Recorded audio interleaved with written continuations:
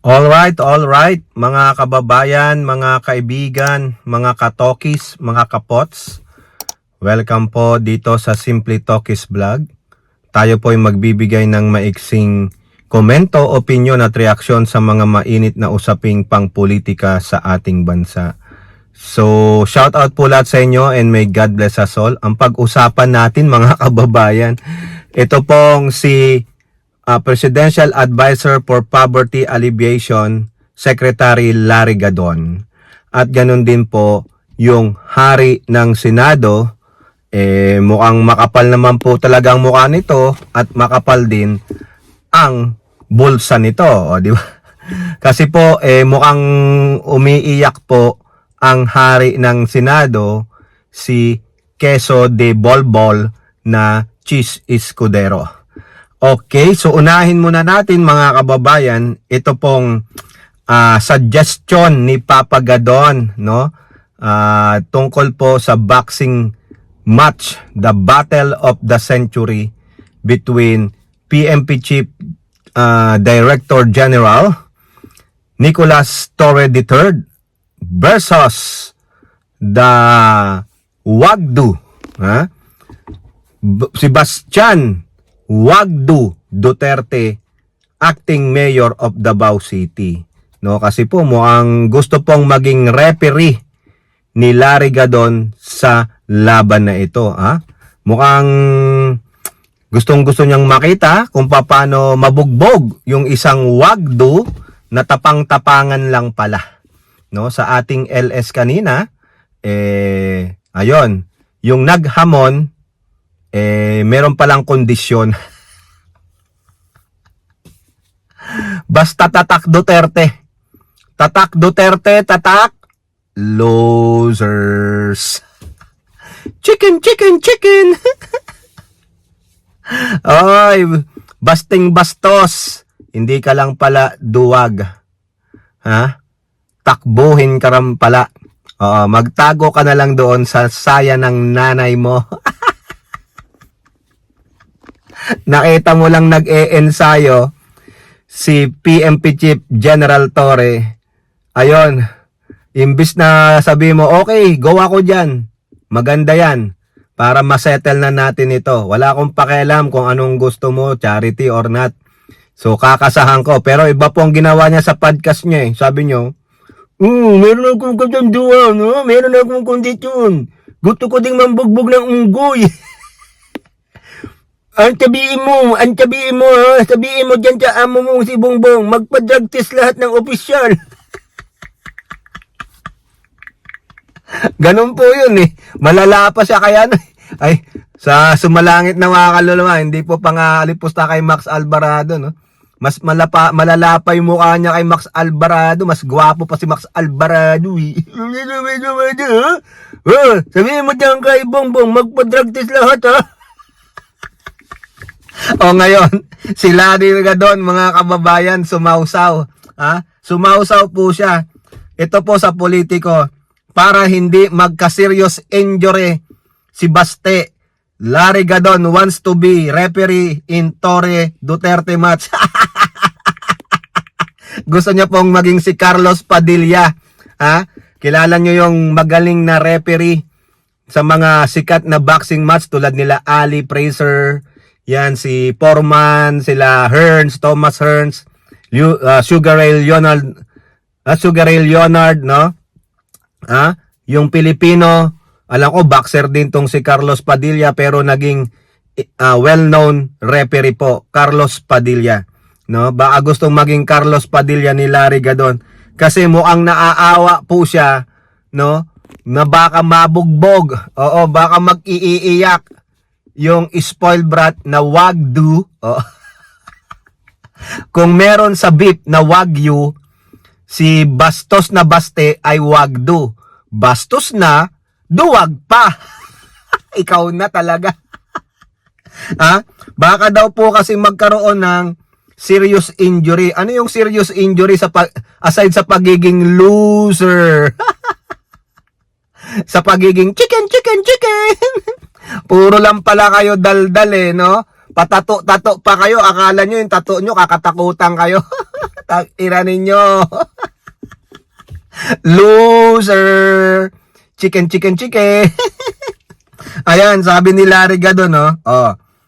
Kung sakaling matuloy ang exhibition match, the charity boxing fight ni General Torre at ni Baste, ay magbo-volunteer ako na maging referee because I am worried that General Torre might inflict a catastrophic injury on Baste.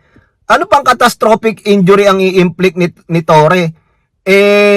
Wala na. Puro injured na ang utak ng mga Duterte. Ano pa bang injury ang ibibigay nyo sa mga Duterte? Ang mga utak niyan, ang mga saltik. Nabiyayaan lang ng kulay puti ang mga yan.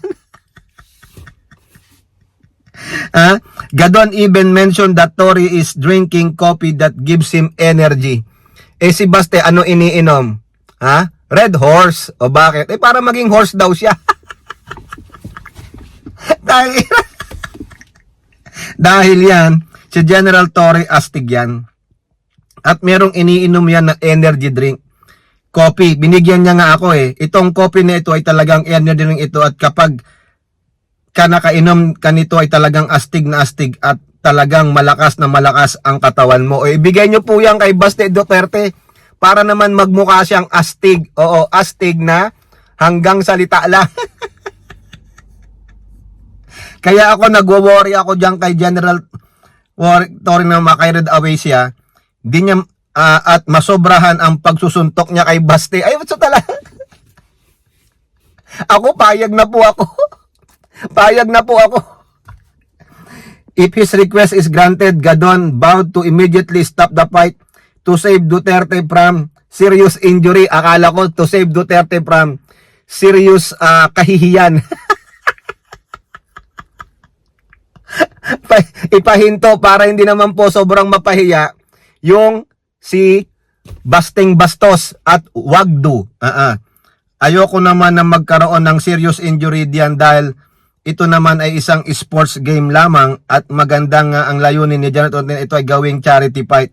Kaya ako, willing ako mag-volunteer na referee upang mapabilis kung maawat saka sakali mang magkaroon na ng talagang sakitan, kaya ako ay magbo-volunteer. Ang tanong mamaya, ikaw ang masapak niya. Oy, wala na. Mukhang hindi na matutuloy ang iyong pagiging referee, Larry Gadon. Kasi bakit? Yung pong naghamon, umurong ang titi. Oo. Nawagdu-wagdu. Oo. Kaya nga tinawag kong loser. Chicken, chicken, chicken, chicken. Nung nalaman niya nagpa-practice, nung kabataan pala kadete si General Torre, member ng boxing, boxing club. Biglang nagsabi, may kondisyon ako. Ulol. Ang kondisyon, paputol mo na lang yan dila mo. Oy, Basting Bastos, aside sa pagiging duwag, chicken, chicken, chicken. Ano kayang pang depensa dyan ng mga minions ng Duterte? Wala.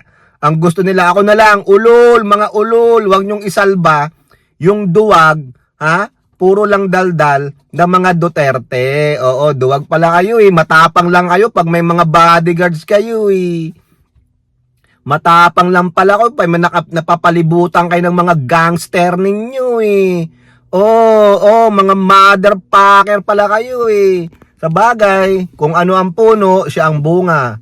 Yung tatay, duwag. Di duwag din yung mga bunga. Ayan lang po yan. Oo, sana nilunok na lang kayo ng nanay ninyo, mga putang ina ninyo. Oo. Tang ina kasi yung nanay, hindi pa nilunok yung mga yan Oo. Sana hindi ka na mga walang silbi ang anak mo, digong. Pare-pareho lang kayong mga chicken, chicken, chicken, tiktilango. Tiktilango, takbuhan na. Isa pa. Losers. Di ba? O na, punta naman tayo kay Escudero, mga kababayan. Si Escudero, nababatikos ng husto. O, yan ang napala mo, Aside sa 142.7 billion na insertion sa budget for flood control, tang ina ninyo, anong ipa-flood ninyo? Yung bulsa nyo ng kwarta. O ito po, may mga grupo ng kabataan na sumulat ng manifesto para po kondinahin si Escudero at siya po ay pinagbibitiw bilang presiding officer dyan po sa impeachment trial ni Pusit. Ha? Mas maingay na po ngayon yung suntukan kaysa sa impeachment. Ito po ang grupo ng Spark, ha? Samahan ng Progresong Kabataan. 24 grupo po ito ng mga kabataan na sumulat ng manifesto na dapat si Escudero ay bumaba o magbitiw bilang presiding officer. O ano po ang sagot ni Escudero diyan po sa balita ng Politiko? So unfair. Unfair. Chis Escudero shrugs off call to quit as impeachment trial presiding officer. Ang kapal ng mukha, no? Kapit tuko. Bakit? Kasi paldo-paldo no? Malaki ang kita pag Senate President. Okay, ito po ang sabi niya. I do not consider it a necessity nor do I consider it fair. Ayan, anong sabi niya sa panawagan na siya ay magbitiw bilang presiding officer sa impeachment trial. Escudero insisted that he will not favor either camp in the impeachment process and emphasized that fairness entails applying the rule evenly to everyone regardless of who it is. Huwag mo kaming loko-lokohin sa mga rules mo. Ni hindi nga kayo marunong sumunod sa konstitusyon. May paiiraling ka pang rules. O, isa ka pa. Tang inumin mo talaga. Oo, mandarambong na manloloko. Oo. Ito po kasi ang sinulat ng mga kabataan, no? 24 student councils yan sa Spark. Samahan ng mga progresibong kabataan. Ito po yung mga nagwiwilga-wilga, ha? Quote, the Senate puts dragging has created a toxic environment for public discourse, which no longer focuses on the issues faced by the Vice President but on political intrigue and horse trading. Ayan ang sabi nila. Nagtali pa sila ng red ribbons dyan sa labas ng complex ng Senado sa Pasay City. If the Senate under Escudero still wishes to maintain its mandate to try this case without fear or favor, then the Senate President himself must take unprecedented action and recuse. Ibig sabihin ng recuse, magbitiw ka. Excuse mo yung sarili mo. Himself from the impeachment proceeding forthwith. Ayan po ang sabi ng Spark National Spokesperson Milo Bansuel. Ayan, tama naman po yan. Ako, ma-agree ako dito mga kababayan. Wala nang credibility si Escudero. Walang credibility ang Senado because kayo ang unang lumabag sa konstitusyon. Pinaikot-ikot nyo ang kaisipan ng mga tao sa sinasabi di umano ng konstitusyon na forthwith. Article 11, Section 3, yung nilalaman niyan. Paragraph 4, Paragraph 6. Niloko nyo kami kung ano-anong definition ng pinagsasabi nyo sa forthwith. Nilinlang nyo ang taong bayan. Dinribble-dribble nyo ika nga ni Senator Soto. No? Nakakahiya po kayo. Kaya ikaw, Escudero, ayaw mong umalis kasi bakit? Bayad utang ba? O baka mas malaki ang bigayan? Nagtatanong lang po. Kung meron kang delikadesa, no, hindi makapalang mukha mo, Escudero, bumaba ka dyan. Pero pagpapatuloy niya, paglalaban niya pa rin kasi sabi niya, it's so unfair. Kayo ba naging fair sa taong bayan? Gunggong. Kayo po, ano pong inyong masasabi? Comment down below. And don't forget to like and share. Hope to see you in the next videos. Bye-bye. God bless.